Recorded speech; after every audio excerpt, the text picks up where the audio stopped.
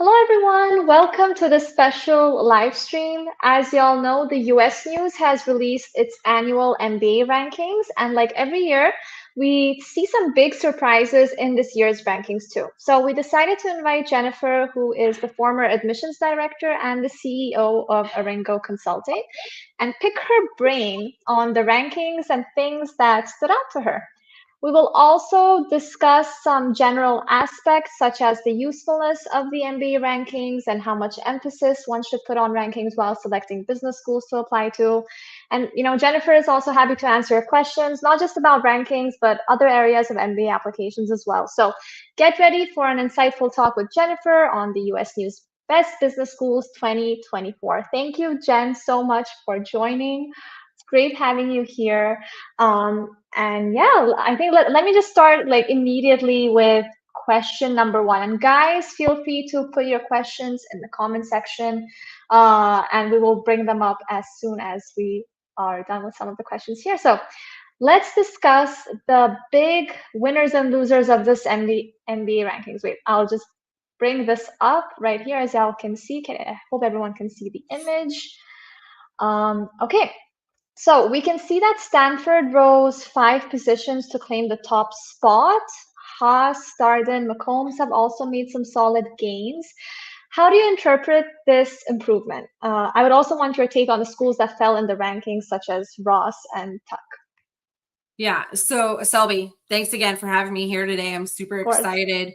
And you guys, as we're going through, don't forget to like and subscribe because this helps us give you better, more relevant information as we go along. So, okay. So rankings, right? Like this is crazy. I feel like there should be like punching gloves and it's like, who's going to win kind of thing. But in the end, right? Like the schools in the rankings are really based on different things depending on different ranking companies and etc. So, US News and World Reports, they have changed their methodology and have put the focus on employment statistics and on, the salary you're getting after you graduate. And so, that's why we've seen some of these changes happen. And so Stanford going up 5 spots really says that there's been some changes there. Now, the other thing that US News and World Reports has done is they've taken the specializations that each school has and they've aggregated the proportion of salary to each one of those areas. And so one thing I would say with Stanford, Haas, and maybe some other schools is that they do have a bit more of like social impact emphasis. And so those areas tend to have less salary than like MBB, finance, those huge financial winners. And so by doing this proportional ranking, I think that that's where Stanford saw the gains really is in that area. And then, similar with Haas, and then like even I'm thinking that we're seeing like Yale come up in the rankings as well. So I think we'll see a lot of that. And so, that's where we are kind of seeing more bang for your buck in the wallet when it comes to these schools as it is kind of ranked by US News and World Reports. So the other things that, you have to kind of understand is, and there's Reddit forum kind of controversy going on. And I've seen Bogdan has made a lot of comments as well. And the other part that we would say is like, if you look, Stanford and Haas, man, they are in some areas with some really high cost of living. So their salaries most likely are going to be representative of that higher cost of living. So we see it go up proportionally there as well, where maybe some of the East Coast schools, you're not getting that salary bump based on location as well. So that's a little bit of a quick take on some of these winners here. Oh, okay. Makes sense. My next question would be, when a school ascends on a ranking ladder, is it because of changes in the fundamentals? Like, for example, the quality of the incoming class is improved or the placement rate is improved and students are getting better salaries? What causes a school to go up or down in rankings? Right. So every admissions committee is looking at the different levers that they have to pull whenever they're creating or crafting a cohort. And so, Mm-hmm. Each one of them are going to be focused on different areas to be able to help with their rankings. So you'll see some schools will really focus on GMAT scores or GPAs or pre-MBA employment, right? Like how likely are you to be able to get into an MBB or a finance role?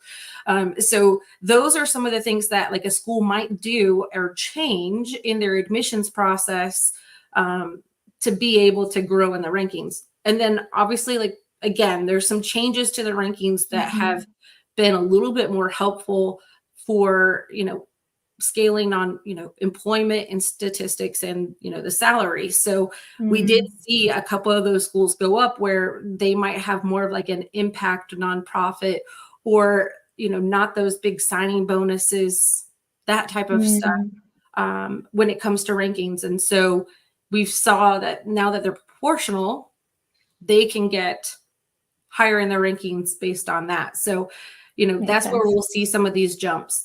And I think like we might want to kind of go in a little bit to the fundamentals of the methodology of the rankings. And so US News and World Report essentially said that 50% of their rankings goes into the placement and the salaries. The other 50% kind of goes into the class profile and the school's profile with recruiters, alumni, and other business schools, and then some other factors. So again, like there's some slightly smaller things that are kind of factoring into it. And we think about class profile and some things that have evolved over the past 5 to 7 years, I would say, is GMAT waivers, right? Like schools providing those waivers. And so some of the schools that are providing waivers have taken a little bit of a hit. I think that's, why maybe like Cornell, their salary might have gone up, but they're still at 15 and they're static at 15. So, but, the methodology there can, sometimes toggle whether somebody goes up or down as well. But I think that you'll get to see some really cool factors. I think that a lot of people think that Tuck going down 4 spots is amazing. Tuck is well known for its community, its affinity, not exactly sure exactly what made Tuck fall down 4, but it's these little itty bitty changes that could happen in the class profile or placements that can really bump another school above the other one. And it can be tiny little changes. But it makes a huge impact nonetheless. Exactly. All right. Well, my final question before we take audience questions, and guys, feel free to ask in the comment section below. Also subscribe while you're at it if you're still in this live session.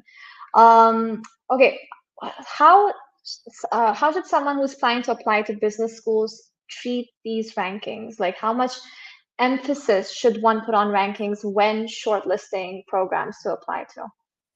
So honestly, like this group of like T20, top 20 schools, top 25, they're kind of the same names for the most part. So you would kind of, like if they're in this ranking and maybe they go up, even like 4 or 5 spots and change within the top 25, you're going to a great school. You're not going to have as much of a problem getting a job, getting high pay, that type of thing. So, that can be one factor of like, okay, so I'm deciding to go to a T25 school.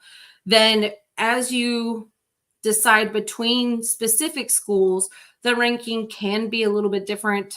And I would say like almost by, like now that US News is looking at the aggregated data of which industry is getting what type of employment and salaries, that could be a great place for you to find some data, almost just like the career report for each one of these schools, right?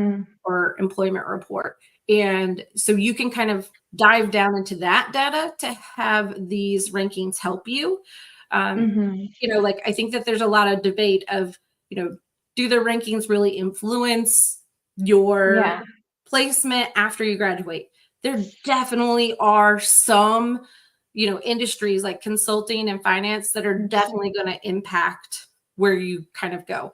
The other part is like if you are going to be studying abroad, and the brand that carries back to your home country, if you're planning to return, is going to be important. And these rankings obviously are the place where the name gets boosted on a global level. So that's definitely something to take into account, is how much does the school brand carry back home? And I would definitely, keep that in mind. But, beyond that, these are kind of helping you with a bit of a guideline.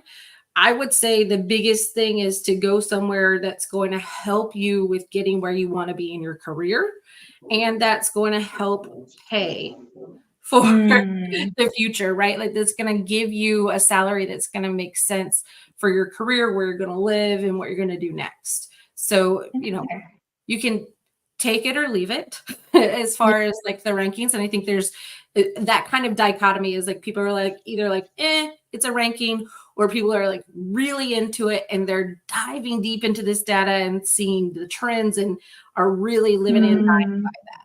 So, you decide which side of the fence you're on. Interesting. Oh, okay. That's awesome. And we do have some questions here, so I'll quickly bring them up. Someone said that Ross School of Business dropped 4 ranks on the ratings too. Are you aware of any particular reason respected to that, Jenifer, or are the reasons similar to the ones that you explained? Yeah, a lot of that goes into the salary changes, right? So when we look at Ross, and hold on, I'm just going to just make sure I get to my right thing. So they are down 4. And some of the reasons for that have to do with their employment rates and their salary, right? Like, so that's, Ross is one of those ones where it jumps in and out of the top 10 year by year. I wouldn't say that makes it any less credible than it was last year or the year before, right? So I don't see anything that's a major indicator that you like should not go to Ross just because of this change. It's just, again, those little increment changes that can make that happen. Makes sense. All right. Oh, well, we got a comment from here. Wondering why Harvard is stuck at number 6 when GSP grabbed the number 1 spot again. Yeah. So, and I think that you can see the difference in the pay, right? So if we look at Stanford and Wharton, their pays are averaging around $210,000 a year, and Harvard is the 196. So they take a bit of a hit there, where, that name brand of Harvard does carry, but sometimes it doesn't equal the same in pay. And that could have to do with different industries as well. So again, it's all about perspective. Makes sense. All right. Well, Sam here said, what aspect of a phase-out period is relevant for test takers? Ooh, good question. So when I was looking at the methodology, and this is actually kind of a little myth busted for maybe even some admissions consultants like me, when we're looking at the rankings, they are now factoring in not only the GMAT and GRE, but also, now they're going to have to figure out how they put the GMAT focus in there. But they're going to put that all into perspective, and they're assigning them a bit of like a generic scores. So what I'll say is that the school is responsible for the translation of GMAT, GRE, GMAT focus, like what that all looks like. It doesn't say that there's any sort of separation between GMAT tradition, or like the traditional GMAT and GMAT focus in their scoring right now. But what it says is it like takes both of those scores on a 100-point scale, and then it multiplies them by the percentage of how many students were admitted with those scores, etc. So, I think that we'll have to see where that kind of plays out starting this year, and how the rankings. Well, okay. So let me say it this way: we don't know yet. We'll just put it that way. Right now is we don't know. I think that some of the onus will go on to the schools of how they translate those scores if they're taking mixed scores, which they all are, and how they're going to interpret them. But that will come into play next year in their rankings. And I haven't seen anything predictively about how any of the rankings are going to account for taking two different scoring scales from the GMAT and see how they're going to incorporate that into the rankings. So we shall see. All right. I'll wait for some more questions if there are any. Oh, okay. We have it here. There are multiple MBA rankings, US News, Financial Times, Bloomberg, Forbes. Which one do you personally find most credible or trustworthy? Good question. So I think that part's it's hard to know which one is going to be most trustworthy. I will say that it's which one is more aimed towards what you're looking for, if that makes sense. So the great thing about the Financial Times is that it's international. It's global, whereas U.S. News and World Reports is very centric to the U.S. So if you're looking from a global perspective, you're applying as an international student to another school, the Financial Times is going to be more reliable because it's going to actually integrate those international schools into the ranking itself. And so that's, one factor. U.S. News and World Report, definitely a very trusted brand, and something that I would say you can count on them being a favorable or honest ranking, which obviously is debatable. You can see it on the subreddits about people's thoughts and opinions, but I do find them credible. They're in all different markets, not just the MBA world. So they do have their methodology, the science behind it. And again, like in the end, like if you're in the top 25 and there's a little bit of a change, it's not as big of a deal, but you don't see dramatic changes that are happening every year that go to persuade you of thinking that somebody's paying to be on this list. There were some changes that happened this year, but logically they make sense because of the change in the methodologies. And that's what I'll kind of say. I mean, I personally haven't gone through the subreddits yet, but what were some interesting or shocking things that you read? Or what was actually the most shocking thing for you when you saw the rankings come up? Yeah, I mean, like, honestly, like Vanderbilt. And I know that's not even like listed on like kind of our like screenshot of big winners, but Vanderbilt making it into the top 20 is kind of a big deal. They've kind of been on the rise, and you can kind of see that progression happening here. And so it's great to see them on the rankings this year. I would say that, I think people are always shocked when HBS isn't ranked number one, but the shock that has been continuing to happen year over year in different rankings. So it's not as big of a deal.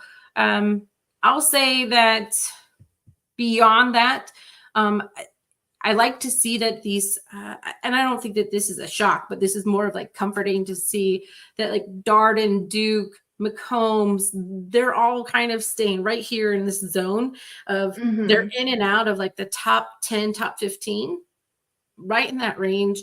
And that they're solid schools. They're technically not an M7, but they are strong contenders that are producing results. And that when you apply and attend these schools, that you're going to get the results that you need post MBA. And that's what I like to see. And seeing that year over year really is kind of, I guess, like comforting to say. Makes sense. All right, we do have some question here. Is Booth better than Wharton in reality, academically? I think it depends on what you want, right? Like, so Wharton is a bit more of a team-oriented